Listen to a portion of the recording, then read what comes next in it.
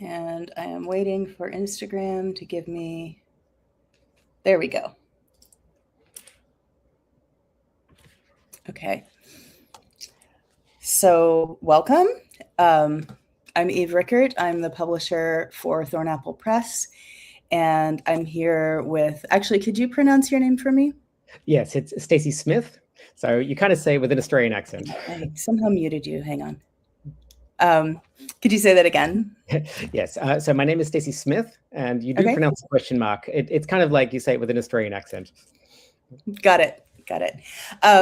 And Stacey is the author of this little book here, Nonmonogamy and Group Dynamics, which is officially out in a week, and is the next installment in our More Than Two Essential series, which are a series of what we call snack-sized books on focused topics in non-monogamy, all by Canadian authors. So Stacey, thank you for being the next author in our series, and welcome. Yes. And I also, before we start, I want to acknowledge that I am joining from the traditional unceded territories of the Lekwungen and Wasanich peoples. And I am grateful that Thornapple has the opportunity to do its work on these territories.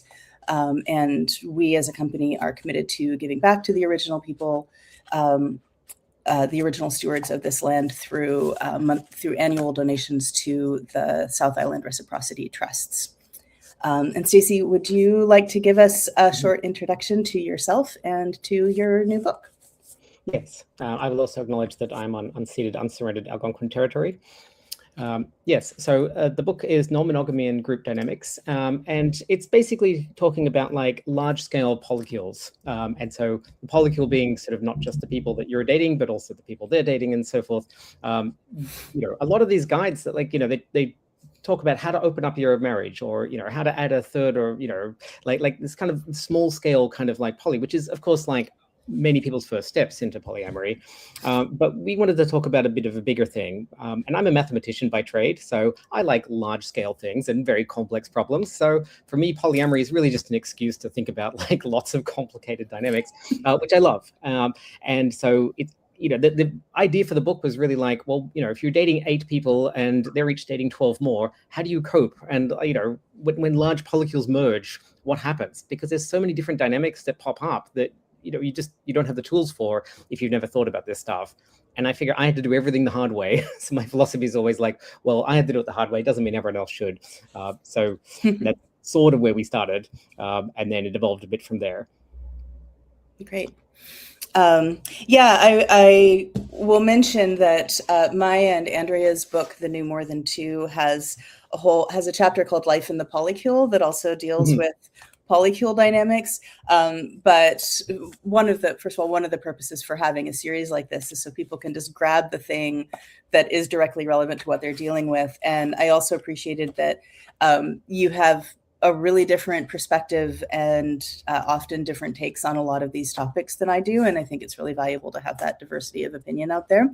I did find myself disagreeing with you at points. So it should be an interesting and generative discussion. One of my questions for you to start with, just to define a romantic group, or which is the phrase that you use in the book, and you use that mostly instead of words like polycule, triad, relationship networks. So I'm interested in like what became, as you started to work on non-monogamy as a group dynamics problem, rather than a collection of individual relationships, what sort of things emerged for you and became visible to you that hadn't been? No, I think that's a very good question.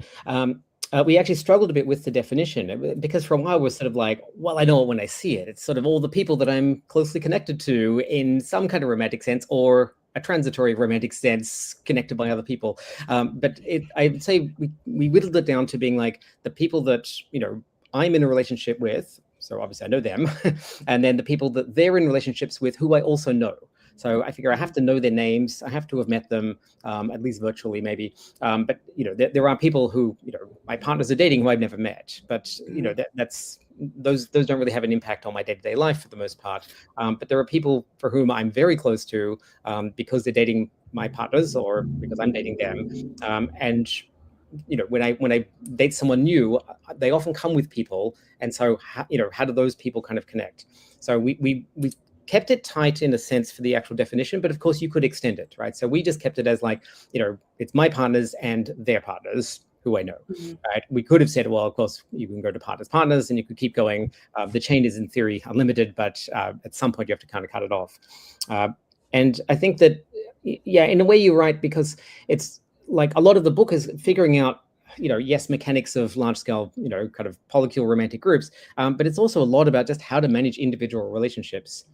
I think one of the things I often think about for metamours is that metamours are kind of like in-laws, right? It's a set of people that your partner comes with who you're kind of stuck with, right? So you may like them, you may not like them, you may violently disagree with them, but you have to be polite, right? And so you kind of I think of them as coworkers sometimes. Oh, co-workers is interesting too. Yeah, that's right. You're sort of existing with these people who you may not have chosen, and sometimes you're like, I would never have chosen you were it not for these circumstances. And sometimes also you discover amazing things about them that, you're like, well, I wouldn't have necessarily chosen this, but since we're in it, you get different perspectives, you get all sorts of things. And I think that, that can be a strength as well. Or it can be very frustrating depending. And so, I would say like, I tend to have good relationships with partners because I choose the kind of people I'm likely to have good relationships with, but that's not guaranteed once you go outside that immediacy. And so I think that, having these large scale ones brings up other things that I hadn't even really thought of. For instance, like there's the issue of privacy, right?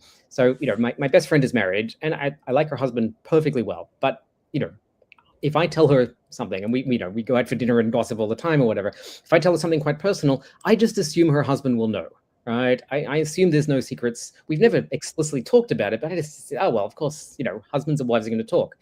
But when you have a huge long chain of people, right, where does that privacy kind of stop, right? So I assume that people tell their partners, but now if I tell my partner something and they tell my metamours and then they tell their partners and their partners and their partners, my information might be propagated much further than I possibly imagined. So I have to kind of figure out, do I cut it off? If I do cut it off, where do I cut it off? Do I have this awkward conversation about that? Or are we back to like, well, everything's communication anyway in polyamory, so we have to have the awkward conversations. And it's just a weird thing that you don't really have in a small scale kind of connection, whether it's 2 or 3 people. That really pops up when there's like, a whole hockey team involved. Yeah. Just a quick mention because we do have some people watching us. If you have any questions or comments, just comment on whatever post you're watching us from, and we will see it in the streaming software that we're using. And so we can respond to questions that way. Yeah, I mean, I like the idea of, I thought about that definition when I read that part in the book about how, it's the people who you've met and who you can name that are part of your romantic group, because I have been in very, very large romantic networks, that were, we could map out maybe 60 people in them, and then the edges had little question marks because we didn't know where they go. And of course, like those people, like once you get to at least 4 or 5 degrees of separation, like they're not a part of my group in any meaningful way. Except to the extent that like they can propagate online gossip or whatever it is they're going to do. And even to this day, I sometimes will still have a conversation with someone and we'll discover that at some point 10 years ago, we were actually in a romantic network together through some, chain of relationships. And, but you can't manage anything that big. So, I think limiting it to the sort of people who affect you directly and maybe not day to day, but I think that's very useful. I am curious though, as you were writing this book, was there anything that came up for you or something like that you had previously understood as a personal failing, a personal issue, or a dyadic issue that you realized was actually a group pattern? Yeah, I mean, I think for me, one of the biggest challenges is conflict. I'm a people pleaser. I want everyone to get along, and that's true no matter how many people there are. I'm like, come on, everybody, just all chill. Let's all just get on. And of course, you run into conflict when there's just a lot of people around. And so I think I'd often seen that as a bit of a personal failing. It's like, oh, if there's conflict happening, it's because I somehow didn't prepare accurately or I didn't sort of, put in enough work. But realizing like, actually, there's just going to be human-to-human conflict occurring when you have a large number of people who don't, they haven't always chosen to be there. So a bit like the coworker thing, right? You're gonna, you've got these people who are there for some reason, but they're not there for every reason. And so that's gonna sometimes cause friction. And trying to think about that as more of a kind of like, this is the waves of communication, kind of, maybe the rough edges that happen as a group thing rather than just an individual dyadic thing. And of course, I tend to manage my conflict individually with people so that I don't have too much of it. And so for me, I'm like, oh yeah, okay, my partners are getting along just fine, right? If I'm there, but if I'm not there, sometimes, there's much more friction. I tend to be the peacemaker. So seeing that as a thing that I can't control really, and I can't really have any say in, that's sometimes a bit of a challenge. And I would say like writing about this, because we have a big chapter on conflict, was very cathartic for me in some ways, and trying to think about the different types of conflict. To me, it's just, I think originally just one big blur of like, I don't want it, like just get it go away. But actually it's sort of like, okay, no, this, sometimes you clash in ways that are just like irredeemable. You cannot reconcile whatever you're talking about, and you've got fundamentally different beliefs, and the only solution is to go your separate ways. And that I think is the thing that I was afraid of all the time. But actually, like, so my partner and writing partner, Red, who's sadly sick today and can't make it, but she's very clear on these things. And so she's like, oh no, there's different types of conflict and there's different ways that you can manage different ones. And so, if it's a misunderstanding, it's quite different to if you have sort of some fundamental difference. And so being able to break that down was really helpful, because in a way we'd broken down jealousy in a similar way, right? There's different types of jealousy. There's jealousy of feeling and there's jealousy of action. And I was always, like, I'm not a jealous person, so I don't really understand it. And I was like, okay, people are jealous. That has an effect on me, but I don't get it. And I was just like, please don't. And that's not a very helpful thing to say to people. But, I'd sort of come to realize like, oh, if someone is going to take an action that's going to affect me, that's quite different to if they just have the feeling of jealousy, but they work through it themselves. Right? And I think the conflict is a sort of broader version of that. Yeah. And I appreciated when you did that sort of conflict taxonomy that you included, controlling, you didn't say abusive behavior, but to some extent you were talking about that, controlling behavior and genuine incompatibilities where, it's not going to work out and you need to walk away from or de-escalate that relationship. Yes, exactly. Yeah. So in this, and I also want to mention, as with so many of these little books, I'm always impressed by how much can be packed into these tiny little packages, and you really cover a lot of ground here. You talk about 4 prioritization. Go towards the instincts one. I just kind of feel it out and just kind of be like, oh, well, I'll just sort of react to what's happening now. And sometimes that's very robust, right? Because it's sort of like, oh, I can deal with, issues coming up quite adeptly because things are always just kind of flying at me. And that's just how I live my life. Or at least part of, I'd say more my social romantic life. And I like that. I really like that about myself. And I was like, oh, thank you. You've told me a lot about yourself. And I just, and I may still decide to date this person, but I'm kind of like, I see how you're dealing with some stressful times, and trying to get information about that is really helpful. Because I think, otherwise we're sort of all in the job interview where we're sort of presenting our best face at the beginning and so on. And it's really hard to know what people's styles are until you kind of get into it. So if you can take a shortcut to get into it much earlier, then I think that's often helpful. So, well, I want to ask which pairings of styles you think are going to create the most misunderstandings or conflicts. But first, could you just maybe quickly go over the 4 categories that are in the book? So they were hierarchies, agreements, categories, and instincts, just so our viewers know what we're talking about here. Yeah, so the hierarchies sort of say that, like, we kind of have an ordering of people. So there's sort of like, it doesn't have to be this language, but there's sort of like, there's a primary relationship and then there are secondaries and so forth. And so everybody kind of knows where they slot in the list. Agreements are where people sort of like, make these sort of agreements that like, oh, this is how I'm going to kind of do my kind of polyamory. Whereas I say more categories is a bit more kind of like a style, like a kind of like, like I would say like there's a subtle difference between the agreements and categories, because the categories are kind of like, I just kind of, I like this kind of thing, and I don't really care about the details of it from the outset. We'll figure that out as we go. But if it's not kind of my category, then then we don't do it. And those categories, as you say in the book, are things like nesting partner or friends with benefits or, Yes. satellite partner, that kind of thing. That's right. Yeah. And I would say I'm a very category person. I mean, I'm very open to what categories it is, but I just kind of feel like once I know, then I can adapt, right? So I have a lot of friends with benefits, and I have a lot of partners. I have a nesting partner, and so on. And it's just sort of like, right, when I'm in the sort of headspace of a friend with benefits, I'm like, great, I have a like a lovely connection with them and so on. But then once we're done, we won't chat for another couple of weeks or something. We don't text in the meantime and so forth. And it's just kind of like, it allows me to just really kind of have a different hat on for different times with each of them. Actually, just thinking that I tend to operate more as an instincts type person, but I tend to need agreements type people. Interesting. So yeah, I mean, I think the antidote to all claiming to be in one category and maybe thinking they're in a category and actually operating in another. So I think that, I don't want this whole video to become a conversation about hierarchies, because I feel like when hierarchy enters the room in a conversation about non-monogamy, it like takes over the whole thing. But I will say I didn't fully agree with your take on hierarchy, but as I was thinking about it, I think that one of the big problems is when you have someone claiming to be in a hierarchy, or maybe who is within a sort of externally enforced hierarchy, but they're operating instinctively. And so they're continually sending these signals that there is escalation available within the relationship that actually isn't available. And that has created, I've seen and experienced that create just so much damage.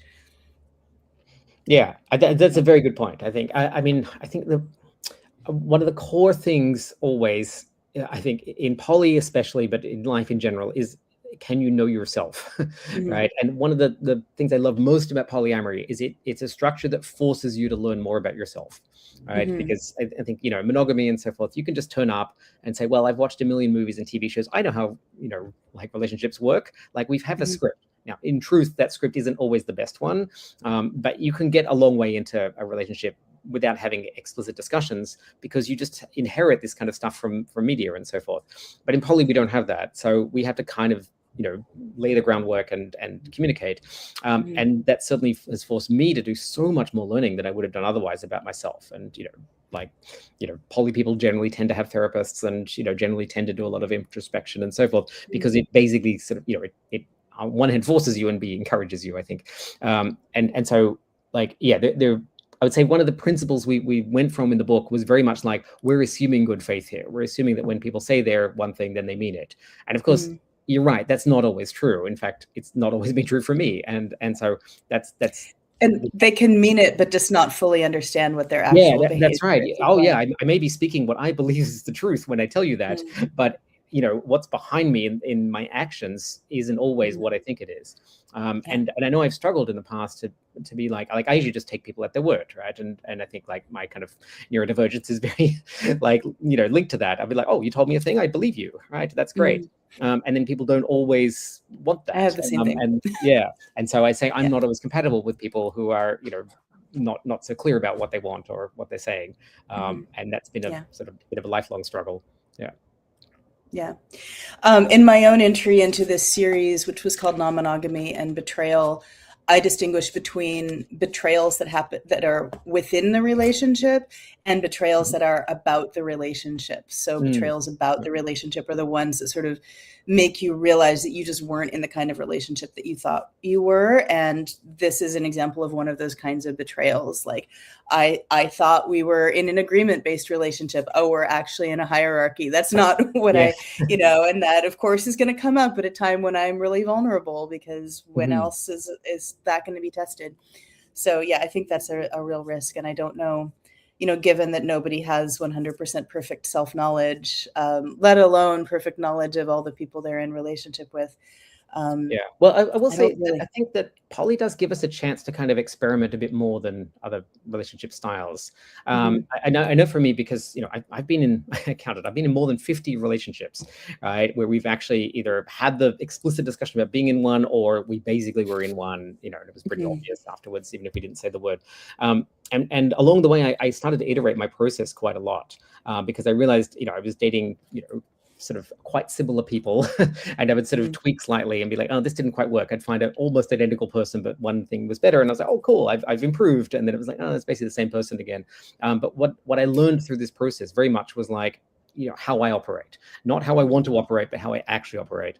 And so now I'd say, having had that sort of, I think applied this sort of scientific method, because I'm a scientist in my day job, and it's kind of like applying this to relationships. Like, I now really know how I am in a relationship. And so like when Red and I first met, I told her the good and the bad. I was like, this is what you're getting with me, right? There's really great things. I'm a really great partner in some ways. Also, here are the things that are not so great, and you need to know them right away. And if they're not for you, walk away now. Let's not do this when we're 2 years into it and realize that I'm not the person you're expecting.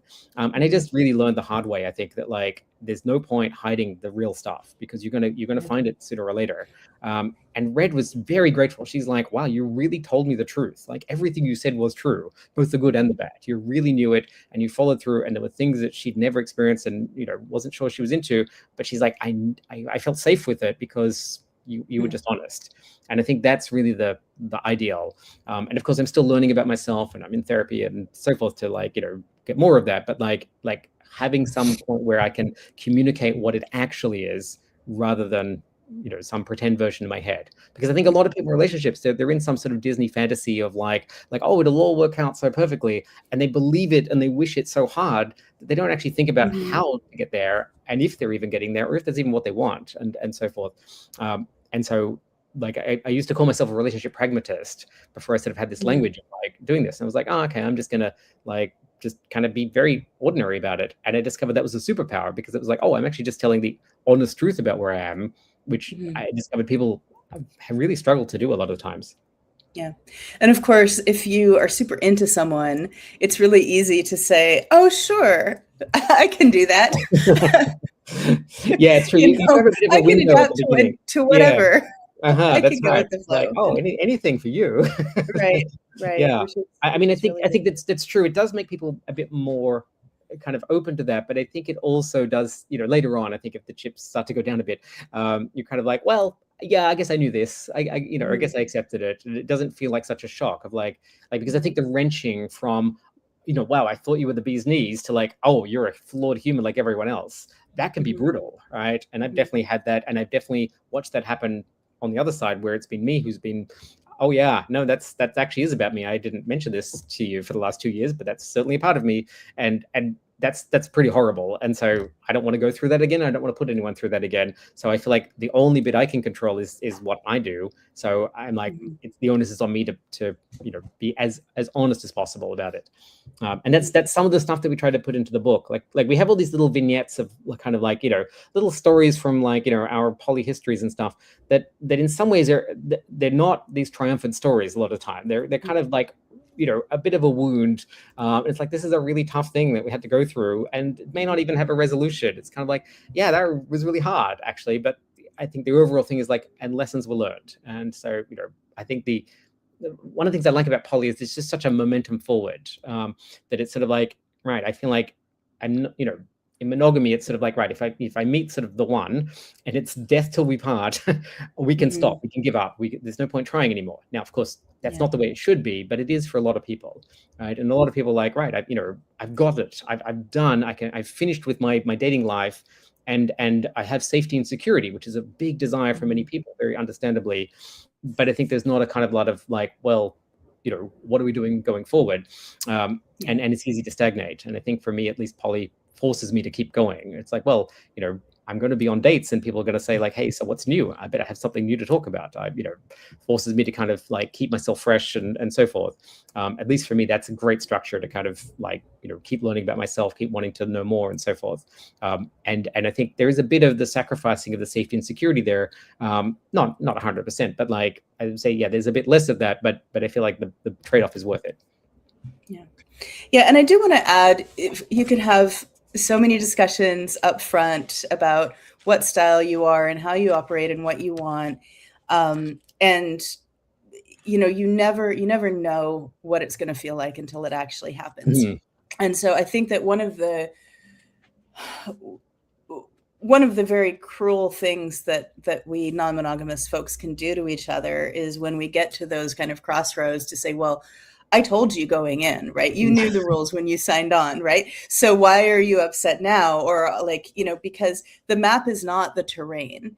And I mean, this is how I discovered that I can't do hierarchy, because when I started out as polyamorous, I assumed that I would be in hierarchical relationships. This was like 2004. That was like all that was available to me that I knew of. And then the first time I experienced a role as a secondary, and especially when I experienced a veto, I was like, oh, hell no. Like, I would rather not do it than do that again. But I couldn't know that until I actually experienced it. So you can be as transparent as you want, but if something is new to someone, I think that it's still important to meet those moments with compassion and empathy, because you don't know what something's going to feel like until you're in it. Yeah, I think that's very true, and I think the other thing there is too, I think, is like with poly, is like we're not alone. We have people who intimately know us, and if I'm having a struggle with a partner, I have people who intimately know them as well. And so actually, I mean, two of my partners who are not dating each other are like best friends. Like they are so close, and they hang out all the time without me. We hang out, the three of us as well. Like, and so that's really lovely to me, and I'm actually quite. I try and be quite precious about that, because I'm like, oh, I don't want to do anything that will interrupt that. And sometimes I have, of course, and sometimes I've blundered into something, and they're like, that kind of potential. If we weren't so close, that would have pushed us apart. And I'm like, oh no, that's really bad, because I really care about your friendship, and I really want to make sure that is kept intact. And so, like that to me is just a lovely kind of byproduct of this. It's just they were just two metamours who just would not have probably even hung out, particularly were it not for being joined through me. And they discovered too that like they were better as friends. Like, I think one asked the other out early on, and then the person said no, but then they just became super, super close. And so like having multiple people to support, like when things go, turn tough, that's really great as well. And whether that's through other partners or friends or so on. And also, I think it's also worth having extra friends who are not part of these big polycules as well. Like my best friend, of course, I completely disconnected from all this, and that's very helpful to sort of just go outside the circle and kind of have somebody give you an extra perspective. Yeah, I feel like one of the quickest ways to ensure that things are going to turn toxic is to not have any friends outside your polycule. Like you gotta have friends who you're not fucking and aren't fucking the people who, that's right. Or, for ace folks, like, who aren't in those intimate networks. Yeah, that's right. Yeah. And actually I'd say like, even as you kind of go down, so one of my best friends is an ex-boyfriend of mine who we then switched to friends with benefits. And so because we dated for a year, he knows me really, really well, but we've been friends with benefits for like 6 years since. And whenever he or I have an issue, we often will just, hey, come over, we'll have some sexy times, but also like we'll really process stuff. And he's helped me so much to kind of learn stuff about myself, because he just has his shortcut. He'd be like, oh, well, that sounds like this. And I'm like, oh, that is what's happening with me. You know me really well, but because he's sort of an outsider as well, it really helps. And so I just found that to be incredibly useful. And I would say, like, I also have a lot of friends who are exes. And it's kind of this, awesome shortcut to intimacy, which, I like intimacy in all kinds of ways. Like I like it sexually, but I also, I like it romantically, but I also like it in a friend way. And sometimes there's just an easy shortcut there.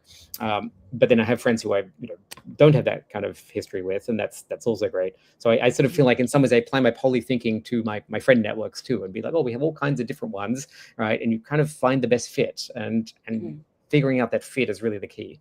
Yeah. So switching, I want to talk about insecurity. So you, in the book, you distinguish between fears that someone might have that's grounded in actual behavior versus what you call unfounded insecurity. In the new More Than Two, we talk about that as the difference between being not secure and insecure. So you are not secure when there is actually a problem in your, and there are ways in which you are truly not secure in your situation. And then insecurity is more of an internal experience of, something to do with your feelings of self-worth or previous, fears based in previous experiences and things like that. So you argue that trying to problem solve around externally problem solve around unfounded insecurity can create a pathway to cycles of control. So do you have any thoughts on how people can tell what kind of insecurity people are dealing with when they're emotionally activated? Yeah, I mean, like, I think a lot of the kind of like the remedies often seem like they're going to be the same, right? It's like, oh, I'm feeling insecure. I need more time with you, right? And but it's like, I think the question then is time actually the helping, right? Okay, I got a bit more time. Did that do the thing, right? And if a bit of time did help, then it's probably something that was founded in, at least in a time-based kind of insecurity. But a lot of the time, it's like, oh, I needed more time. Actually, that wasn't enough. I need more time, more time, more time. But it's not dealing with the underlying thing. And so I find that the sort of amount of time is quite a good metric to kind of figure out what kind of insecurity are we dealing with here. And so if it's just something that's my own personal kind of like fear, no amount of extra time is going to help with that. It's like, I need to deal with my stuff. Like, it's it's not the other person at all. It's my thing to deal with. But of course, if I'm a bit of denial about that, that's going to be very hard for me to see. And that's where I think, sort of partners and, metamours and so on can sometimes help me kind of go in the right direction, be like, hey, that doesn't seem to be working so well. Maybe try looking elsewhere. And so, I've definitely had a couple of people set me straight on some things and be like, oh, maybe that is mine to own. And so, yeah, different insecurities, I think, can have different manifestations. And I think it's ongoing work to try and figure out, which bits do I own and which bits are external. I generally try and default to what can I do? What's my part in this, right? Because I fundamentally believe that I cannot and should not try and control anyone else. And so, my sort of one of my fundamental principles is people are not property, right? I don't own anyone. I can't make them do anything, and I don't want them to make me do it either, right? It's like, I will do stuff because I'm inspired to, not because I'm made to. And at the point where someone's making me do it, it's kind of like, that's where I should get off this train, right? And likewise, I would not want to make someone else do anything.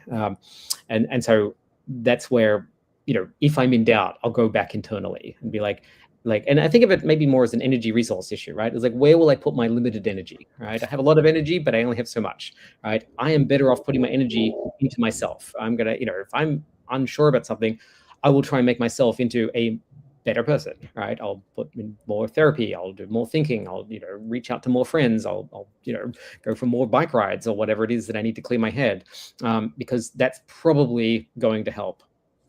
And if it's the other person, well, I hope that they'll do the same thing. Maybe they'll be inspired by me doing it, but like at the end of the day, I can't make them do it, and if at the end I'm not, if I do everything I can do and it's not working, probably it's not going to work no matter what.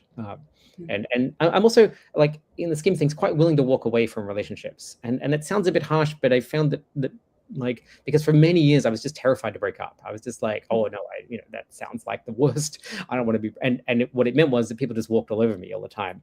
And once I was sort of more willing to be like, okay, there's going to be a point where I'm just out of here. Not without warning, not without conversations, not without actually often, several stages of kind of de-escalations. But, if it isn't working, it isn't working. And not being afraid to walk away can often make things more alive and more fresh and more sustainable. Interesting. Yeah.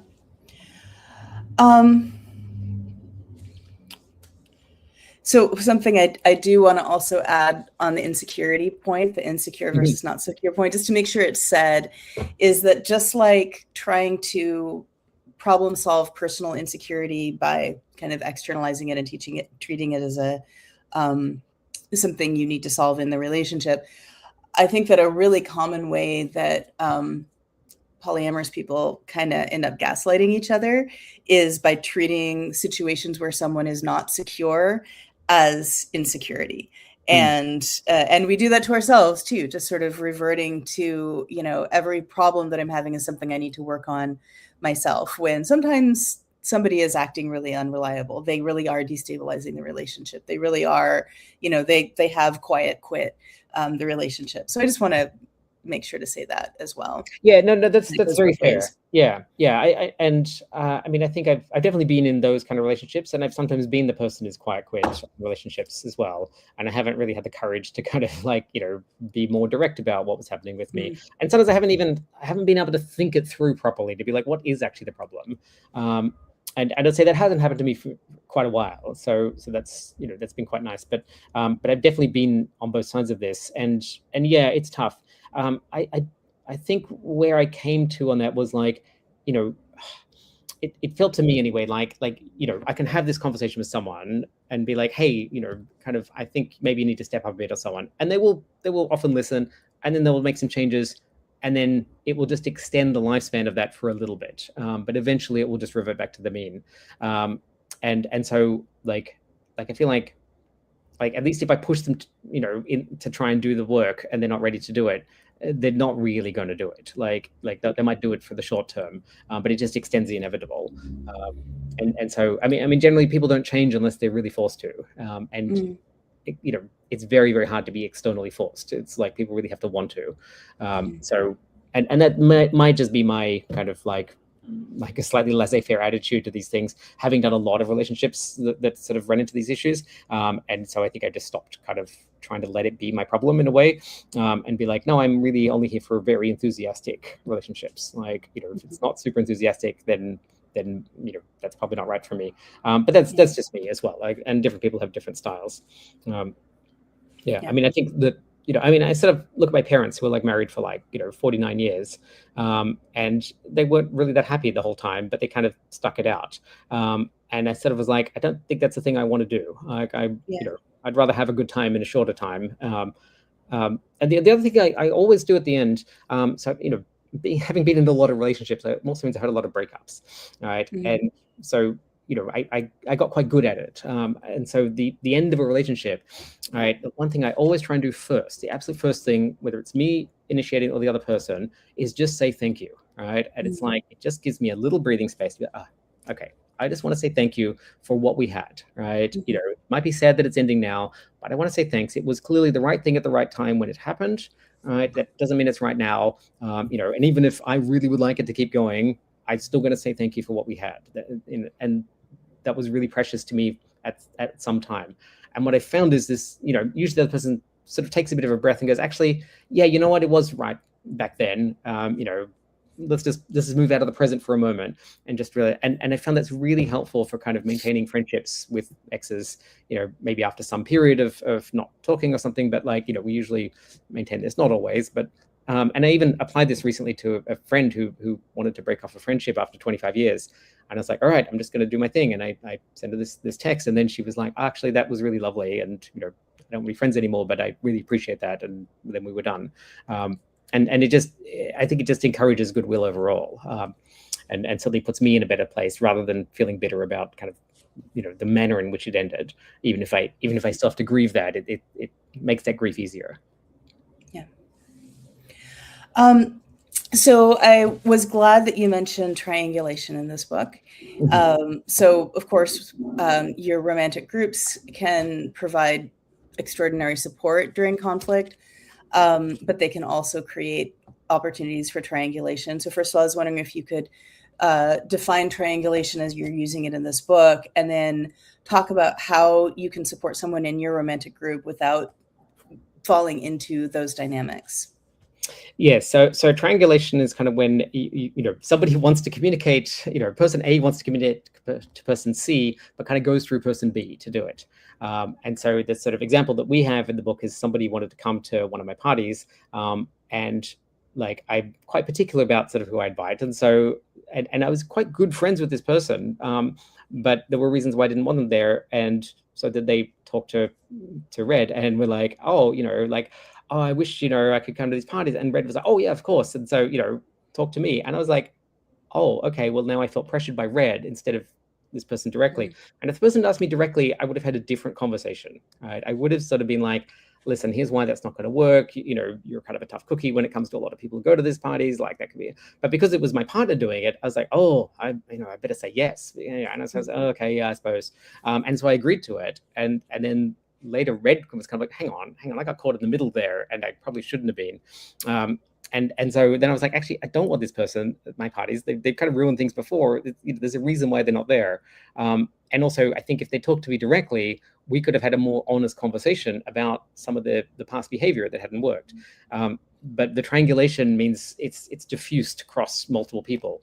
And this was somebody who was sort of like not in our polycule exactly, but they were kind of connected through some other ways. And so it's much harder if it's a metamour or if it's a mutual partner in a triad or something like that. It's like it's difficult because you want to please people, and especially if the person asking you have no issue with on this topic, you're like, oh well, of course I'll try and say yes, and then you're stuck.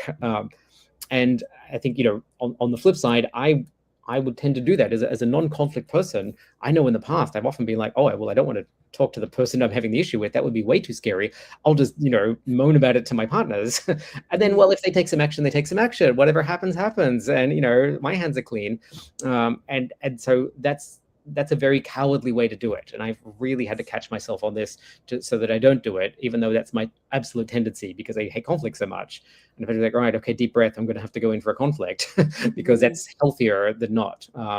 And so I'd say I can recognize the triangulation because I have the tendency to do it.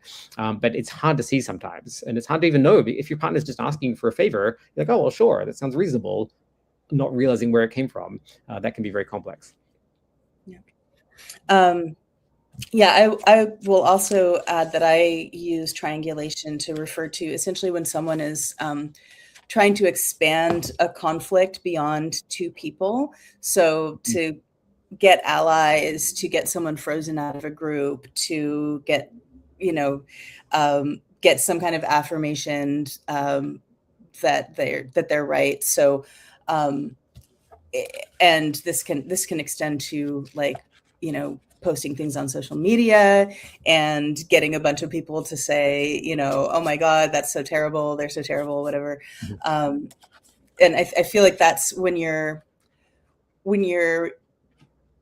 using other people in your romantic group as sounding boards for your conflicts, that's a very, very high risk. To the point where I generally just try not to do it. This is where it benefits. It's good to have friends. But I think, it's good to be aware of that risk. Yeah. I mean, I think we all have the need sometimes to just kind of, bitch about stuff. And sometimes that's our partners and people in our lives and so forth. I think the secret is to find a safe container for that. And so, you go out with your best friend for dinner and just spend the whole night gossiping. Great, right? No one was hurt in that, right? I think when you start to post things online, that's much more dangerous because it just propagates through things and it's so much easier to misinterpret things online and so forth. And I think on the flip side, there's a lot of people who just really want to witness to their life, right? And I think that's why we partner to people. It's like, I want someone to see me and perceive me and so on. And the internet provides this kind of like a really addictive drug for that, right? It's like, oh, I can have 200 people, 2 million people witnessing my life. Would that be even better? But of course, it comes with costs that we don't really think about. And I think when you kind of meld these two together, so if you've got a complicated relationship kind of metamour situation happening, and you're also adding the internet, which is these days a very toxic place to be, that's really, really difficult. And so I mean, I used to be a very, very big proponent of the internet and stuff, and I was huge on it in the 90s and stuff, but I would say particularly since transitioning, I was like, it's not safe. It's you have to be very, very careful about how you present on the internet. And so I'm quite considered about this, whereas a lot of people are not. And so sometimes you watch these blow-ups and you're like, oh my God, get the popcorn. This is hard to see. But I can imagine that's very, very tough when it's happening sort of within the much more intimate, vulnerable circle of a romantic group. So we're running out of time, but I want to talk about breakups. So you have a section of the book where you talk about how, changes in the network. So everything from new relationships, breakups, escalations, de-escalations, they can have ripple effects through the whole romantic group. And then there's also, of course, someone's own experiences, their status within a group changes because of a change in their dyadic relationship. So what are some things that you think people might underestimate about those periods of instability in romantic groups? Yeah, I mean, I think that it's a truism that as the group gets larger, there's just more opportunities for instability, right? And it's like, if there's only 3 or 4 people, well, the chances that someone new is coming in or someone's going to break up are relatively small, right? But if you've got 12 people, then the chance that any one of those people might date someone new is higher, and the chance that there's some friction is just higher. There's also the rewiring in between, right? So as the groups get larger, there's more chance that people start dating each other within the group, or they split up if they're already dating. And those are kind of these internal changes that also affect the whole group, because of course now you may have to sort of help a metamour or a partner through a breakup, or through not necessarily through a new person, but like it's kind of like, all 12 of us are kind of like, here, and we bring another person in. It's like, playing sardines, right? We all have to shuffle over a bit because there's a new person here who has their own stuff and their own things.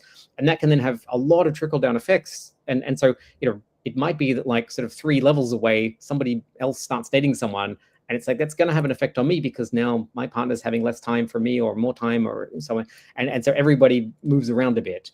And, in the normal course of things, that's okay. We can accommodate. We're pretty, flexible. But if you're carrying some baggage, if you're, not quite adept at sort of doing all these things, then this can be very complicated. And I would say, like, if pieces of the romantic group break up, but not the whole thing shattering, then you've got these other, secondary effects, which is like, oh wow, 2 of my, people are not talking to each other for a while at least, or they're forced to.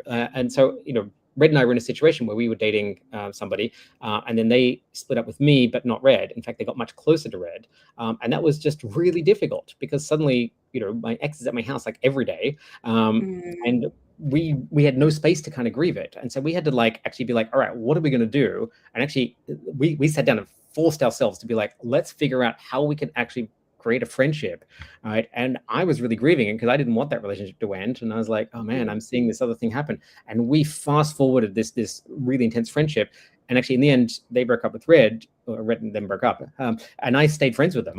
We put so much work in that we were still good friends, just independently. But we really earned it. It was really hard work. And so, and at the same time, I think they were interested in dating someone else, one of my other partners. And there was a lot of complications there.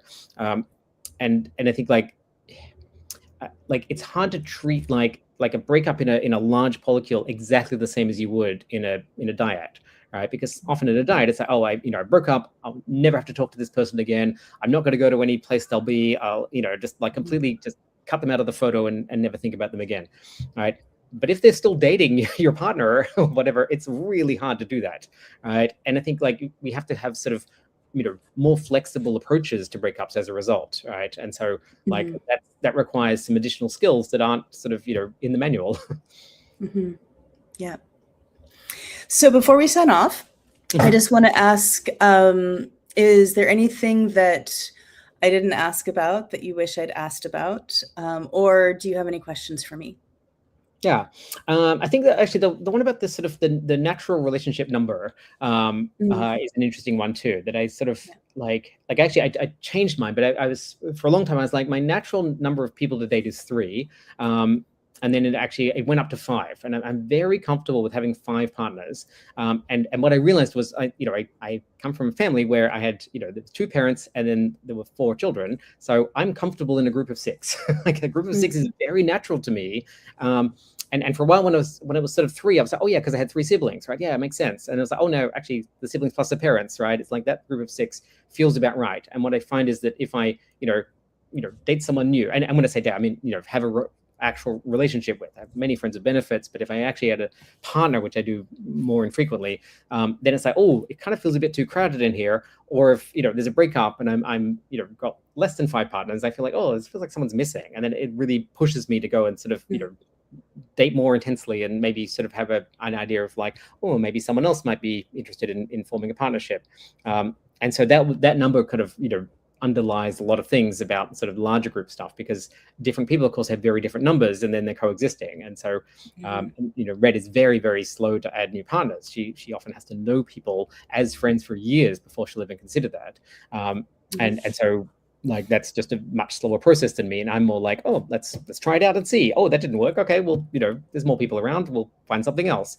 And I don't mean that frivolously, I just mean that I just tend to be more kind of like let's just try. I'm more instinctual, more experiential. I'll just try and see, and I sort of iterate my way through.